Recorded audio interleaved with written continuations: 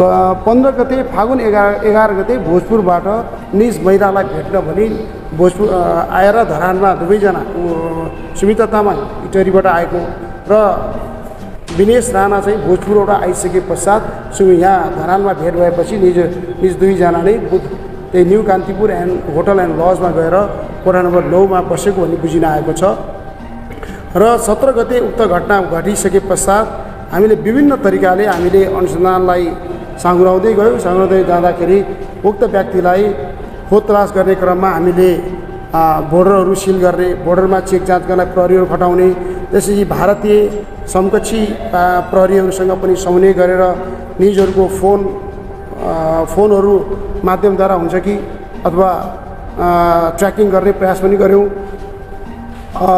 जोगबेनीको रेलवेमा प्रहरी खटायौँ, नियमित रूपमा प्रहरी खटायौँ, जोगबेनीको नाकामा खटायौँ तर तथापि हामीले निजलाई पक्राउ गर्न सकेका थिएनौँ र यसरी सघन रूपमा खटिँदै अब हिजो साँझ हामीले धरानको धनकुटाबाट निजलाई चाहिँ पक्राउ गर्न सफल भएका छौँ। छथर गाविसमा रहेको निजको आफन्तको घरमा चाहिँ निज चाहिँ पुगेका रहेछन्। त्यहाँबाट हामीले हामीले हाम्रो धनकुटा जिल्लाको प्रहरीसँग हामीले समन्वय गरेका थियौँ र धनकुटा प्रहरीको सहयोगमा हामीले निजलाई धनकुटाको छथरबाट पक्राउ गरी ल्याएर आज ज्यान सम्बन्धी कसुर मुद्दा दायर गरी कति दिन म्याद थप भएछ? 7 दिन लाग्यो होइन? 7 दिन म्याद थप पनि भएको अवस्था छ। दर्शकबिन नमस्कार, अहिले तपाईँ हेर्दै हुनुहुन्छ 100+ न्युज र म सम्झना राई। आज पनि तपाईँहरूमाझ छुट्टै अनि ताजा अपडेट लिएर आएको छु। केही दिन अगाडि मात्रै धरानको कान्तिपुर होटलमा नाठोसँग मृत अवस्थामा भेटिएको 40 वर्षीय सुमित्रा तामाङको हत्यारा अर्थात् नाठो यति बेला पक्राउ परेको छ। झट्ट हेर्दा उनी फिल्मको हिरो जस्तो देखिने मान्छे उनलाई हत्यारा हुन सक्छ भनेर कसैले पनि विश्वास गरेको थिएन दर्शकबिन।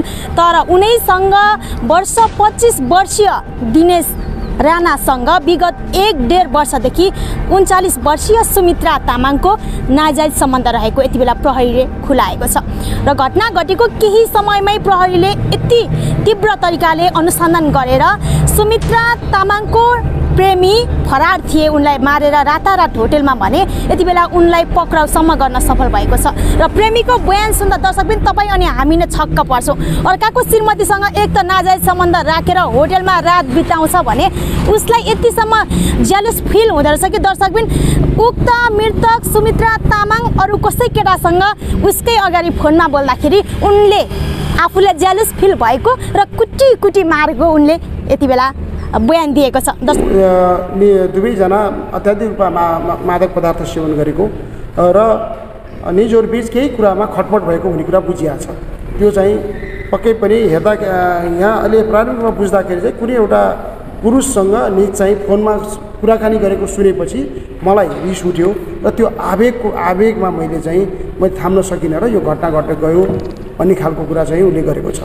दर्शकबिन यति बेला भने हामी इलाका प्रहरी कार्यालय धरानमा छौँ र यति बेला भने हत्यारा सार्वजनिक गरिरहेको छ र भिडियो सुरुदेखि अन्तिमसम्म हेरेर तपाईँले सक्दो सेयर गर्नुहोला र आफूलाई लागेको प्रतिक्रिया राख्न नभुल्नुहोला। सम्पूर्ण नमस्कार र इलाका प्रहरी कार्यालय धरानको यस खबरमा यहाँहरू सबैलाई स्वागत छ। हामी एउटा घटना जुन 17 गते फागुनको 17 गते यो धरान उपनगरपालिका वार्ड नम्बर 18 बुद्ध चोक स्थित न्यू कान्तिपुर होटल एन्ड लजमा एउटा महिलाको मृत अवस्थामा छन् भन्ने कुराको सूचना जुन प्राप्त भएको थियो र त्यो विषयमा यहाँहरूले धेरै कुरा लेखि पनि सक्नुभएको छ र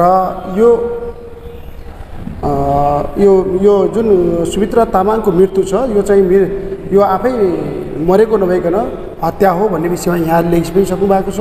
त्यसैले यसमा धेरै कुराहरू बोल्नु नपर्ला र घटनाको सारांशमा भन्नुपर्दाखेरि 17 गते फागुनको 17 गते बिहान 7 बजेको समयमा हामीलाई बुद्ध चोक स्थित न्यू कान्तिपुर होटल एन्ड लजको कोठा नम्बर 109 मा एउटा महिला 32-35 वर्षको उमेरको देखिने खालको महिला मृत अवस्था छ भन्ने सूचना प्राप्त भयो र त्यस पश्चात हामी अनुसन्धानमा जुट्यौँ र गरी जाँदाखेरि त्यहाँ त्यो कोठामा रहेको खाटमा टाउको चाहिँ देखिने गरी सिरकले छोपिएको अवस्थामा उक्त महिलाको शव थियो।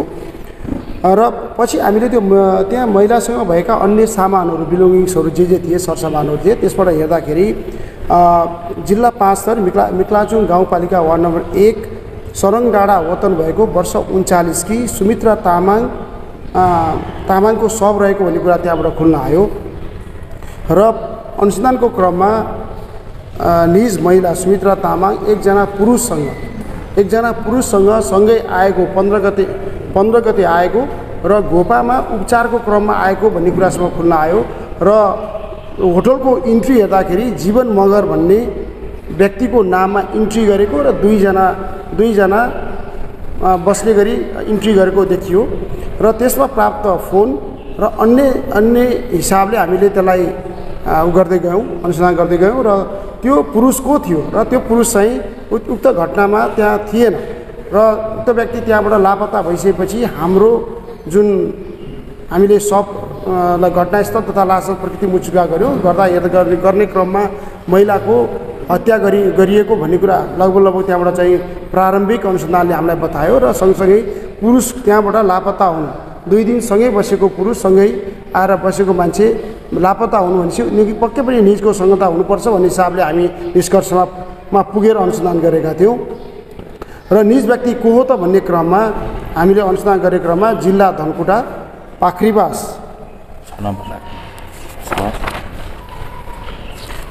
नगरपालिका वार्ड नम्बर 6 फलाटे स्थायी वतन भएका टेकबहादुर राणा मगरको छोरा वर्ष 24 का जीवन पनि भन्ने इन्ट्रीमा जीवन लेखिएको र यहाँ साथीभाइले राम राणा भनेर चिन्ने तर नागरिकतामा विनेश राणा नामका व्यक्ति हुन् भन्ने कुरा खुल्न आयो। र विभिन्न तरिकाबाट स्रोतबाट हामीले निजका फोटोहरू पनि उपलब्ध गऱ्यौँ। हामीसँग प्राप्त फोटोको आधारमा निज व्यक्ति त्यहाँ सँगै भएको व्यक्ति हो कि होइन त भन्ने कुरा शनाखत गर्दाखेरि विनेश राणा नै उक्त महिलासँग 2 दिनदेखि रहेको भन्ने खुल्न आयो। र हेर्दाखेरि विनेश राणा र सुमित्रा तामाङको इटरीमा हाल सुमित्रा राणा बालबच्चाहरूलाई पढाउनको लागि इटरीमा बस्दै रहेको भन्ने कुरा समेत बुझियो। छोराछोरीहरूलाई पढाउनको लागि र निजको श्रीमान भारतीय सेनाबाट अवकाश प्राप्त भई हाल वैदेशिक रोजगारीको सिलसिलामा बाहिर रहेको समेत बुझियो। र इटरीमा निज विनेश राणा मगर सिटी रिक्सा चालकको रूपमा काम गर्दै रहेको र त्यही क्रममा निज महिलासँग निजको चाहिँ घनिष्ठता बढेको र बढेको र निजहरूको चाहिँ अलिकति सम्बन्धमा चाहिँ केही कुरा समस्या भएपछि निज चाहिँ फेरि अहिले भोजपुरतिर एउटा एक्सकाभेटरमा चाहिँ सहायक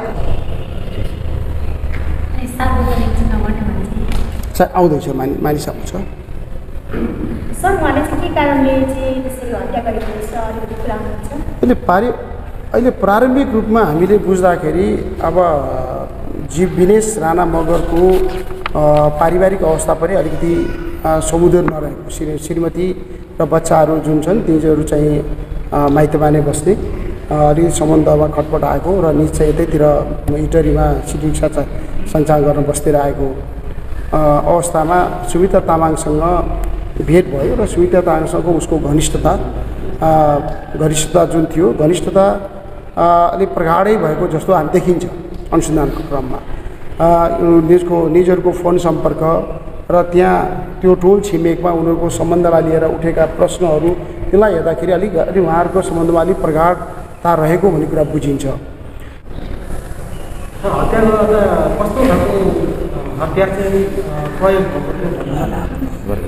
उसले कुनै हतियार प्रयोग गरेको छैन र लासमा पनि त्यस्तो खालको थिएन, खालि घाँटी थिची गरिएको हो कि भन्ने हाम्रो चाहिँ त्यहाँको अलिकति रातो डामहरूले गर्दा त्यस्तो देखिन्थ्यो भने र निजले पनि त्यही कुरा स्वीकारेको छ।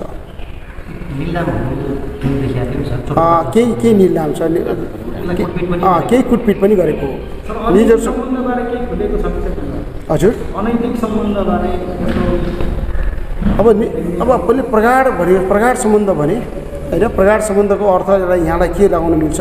अब एउटा बालिक 2जना महिला तथा पुरुषले आफ्नो मन मिलेर सहमतिमा गरेका कुराहरूलाई अब अनैतिक भन्ने कि नैतिक भन्ने अब त्यो अनैतिकै हो हेर्दाखेरि कानुन त अनैतिक हो तर त्यो सम्बन्ध हुन सक्ने सम्भावना रहन्छ। उहाँको सुरुमा भेट चाहिँ कसरी भयो?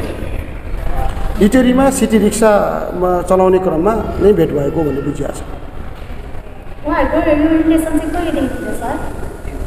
त्यो लगभग 1-1.5 वर्षदेखिको सम्बन्ध थियो भन्ने बुझिएको। भनेपछि उहाँले कुनै पैसाको कारण चाहिँ उहाँको हत्या गरेको होइन रहेछ? अहिले नै हामीले पैसाको कारणले अथवा अन्य कारणले भन्न सक्दैनौँ, तथापि उसले अहिले प्रारम्भिक सोधपुछको क्रममा हामी अनुसन्धानको क्रममा छौँ र प्रारम्भिक सोधपुछमा चाहिँ अन्य व्यक्तिसँग निजको चाहिँ पनि सम्बन्ध छ कि भन्ने आशंकामा मलाई आवेश आयो अनि अब नसामा भएको बेलामा त्यो आवेशलाई मैले कन्ट्रोल गर्न सकिनँ र घटना घट्यो भन्ने खुल्ला आएको छ। हजुर, दुवैजना विवाहित हुन्, केटा पनि विवाहित हो, उसका पनि 3टा बच्चा बच्चीहरू छन् र महिलाका चाहिँ 2टा बच्चाहरू छन्।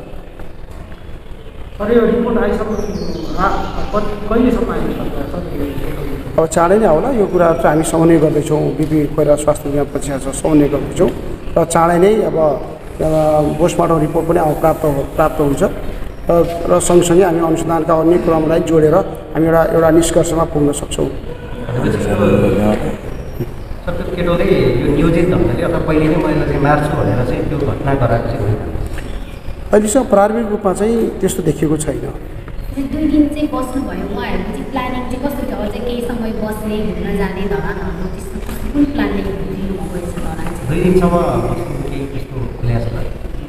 होला, अब प्रगाढ सम्बन्ध भएका व्यक्तिहरू अब 2-3 महिनासम्म केटा भोजपुरमा रहेको, विनेश चाहिँ भोजपुरमा चाहिँ जेसिबीको सहायक अपरेटर सहायकको रूपमा कार्यरत रहेको, महिला यहाँ रहेको र अब लामो अवधिसम्म भेट नभएपछि अब प्रगाढ सम्बन्ध भएका मान्छे बस्दाखेरिको अब खाने पिउने रमाइलो गर्ने हिसाबले नै रहेको भन्ने कुरा देखिन्छ। महिलाले चाहिँ पैसा पनि लिएर आएको भन्ने फ्यामिलीले चाहिँ बताउनुहुन्छ। पैसा चाहिँ केटाले लिएर गएको अवस्था छ कि उसँग डकुमेन्टहरू? अब परिवारले केही कुराहरूले बताएअनुसार केही महिलासँग केही पैसा हुनुपर्छ भन्ने कुरा चाहिँ भन्छन् र यति नै पैसा हो भन्ने कुरा त खुलेको छैन। तथापि केटाले चाहिँ 5,000 रुपियाँ चाहिँ निजको ब्यागबाट चाहिँ मैले निकालेको हुँ भन्ने कुरा चाहिँ स्वीकारेको छ। सर, यो घटना चाहिँ ठ्याक्कै कति बजे घटाएको रहेछ? यसलाई अब हामीले अहिले सोधपुछकै क्रममा छौँ र अब केटाको भनाइ रातिको अवस्था हो, कति बजी हुनु भन्न सकेको छैन र पोस्टमार्टम रिपोर्टले पनि अलिकति अनुमानित समयको चाहिँ उसले भन्छ, तर त्यो बेलामा हामी यकिन यही समयमा भएको हुनुपर्छ भनेर हामी यकिन त भन्न सक्छौँ। जस्तै धरानका चाहिँ प्रहरीले चाहिँ कसरी चाहिँ प्रक्रिया अगाडि बढायो होइन? जस्तै लोकेसनको कुरा यस्तो हो, यो अहिले प्रेस मिटमा सर्भर डेलिभरी भएको कुरामा के थियो भने पहिले हामीले मृतकको शनाखत गर्नु पऱ्यो, दोहोरो शनाखत गऱ्यौँ। हामीले उहाँसँग उपलब्ध भएका कागज प्रक्रिया र उहाँका नातादारहरूलाई ल्याएर चाहिँ आइडेन्टिफाइड गरेको हो। त्यस पछाडि हामी सस्पेक्ट पार्टीमा लाग्यौँ, सस्पेक्ट को थियो भन्ने चिज उसको आइडेन्टिटी निकाल्नलाई नै हामीले 2-4 दिन लाग्यो, 2 दिन जति लाग्यो। त्यस पछाडि हामी एट द सेम टाइम उसको आइडेन्टिटी पहिचान भइसकेपछि हामीले के गर्यौँ भन्दाखेरि उसलाई अब एरेस्ट र सर्चको चाहिँ अपरेसनहरू चाहिँ सुरु गर्नु पऱ्यो र हाम्रो चाहिँ समकक्षी मतलब जिल्लाहरूमा हामीले चाहिँ त्यो हामीसँग उपलब्ध एभिडेन्सहरूलाई वितरण गऱ्यौँ र अघि सरले भने जस्तो चाहिँ बोर्डरमा चाहिँ अलिकति हामीले चाहिँ हाम्रो सर्भिलेन्स चाहिँ सक्रिय रूपमा बढाएको र यसै सन्दर्भमा हामीले टेक्निकल एनालाइसिसबाटै उसको मुभमेन्टलाई चाहिँ हामीले केही न केही रूपमा अब्जर्भ गरिरहेका थियौँ। होइन, अब त्यो टेक्निकल भनिसकेँ मैले, त्यस कारण हामी आफ्नो उसमा सर्भिलेन्समा थियो र हामीले एउटा फ्यामिली ट्री बनाएको थियौँ कि उसको आफन्तहरूसँग ऊ जान सक्छ। त्यस कारणले गर्दाखेरि आफन्तकामा गएको हुनसक्छ भनेर उसको परिवारजनमा पनि हामीले चाहिँ ह्युमन इन्टेलिजेन्स बढाएको थियौँ। सर, यो घटना घटाएपछि उहाँले यत्रो दिनसम्म कहाँ गएर बस्नुभएको? अब अपराध गरे व्यक्ति अब छटपटाएर भागी हिँडेको अवस्थामा विभिन्न ठाउँमा गयो भन्ने कुरा खुलेको छ। अब कहिले यता पानबारीतिर यता हुँदै खाने उता केटाङतिर निस्क्यो भनेको छ होइन।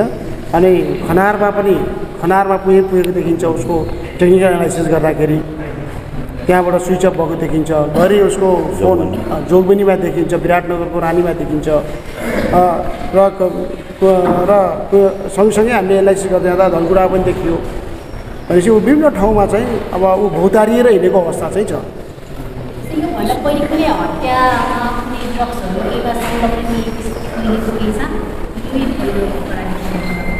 केही त्यो सिआरएस रेकर्डहरू हामी हेर्ने क्रममा छौँ अहिले अब आज पहिलो दिन भएको हुनाले त्यो कुरा चाहिँ हामीले हेरिसकेका छैनौँ